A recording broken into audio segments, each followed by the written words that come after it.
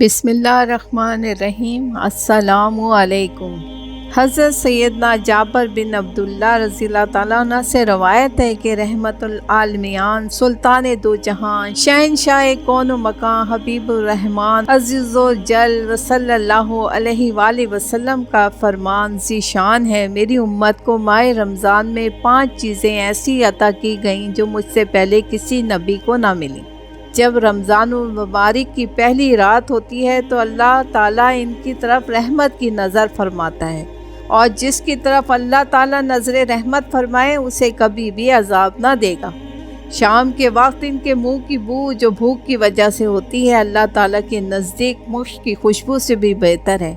فرشتے ہر رات اور دن ان کے لیے مغفرت کی دعائیں کرتے رہتے ہیں۔ اللہ تعالیٰ جنت کو حکم فرماتا ہے، میرے نیک بندوں کے لیے مزین یعنی آراستہ ہو جا، عنقریب وہ دنیا کی مشقت سے میرے گھر اور کرم میں راحت پائیں گے۔ جب ماہ رمضان کی آخری رات آتی ہے تو اللہ تعالیٰ سب کی مغفرت فرما دیتا ہے۔ قوم میں سے ایک شخص نے کھڑے ہو کر عرض کی، یا رسول اللہ صلی اللہ علیہ وآلہ وسلم، کیا یہ لیلۃ القدر ہے؟ ارشاد فرمایا، نہیں، کیا تم نہیں دیکھتے کہ مزدور جب اپنے کاموں سے فارغ ہو جاتے ہیں تو انہیں اجرت دی جاتی ہے۔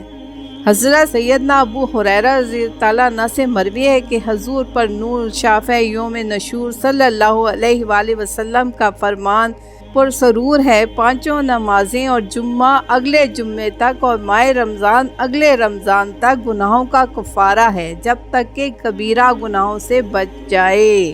جزاک اللہ۔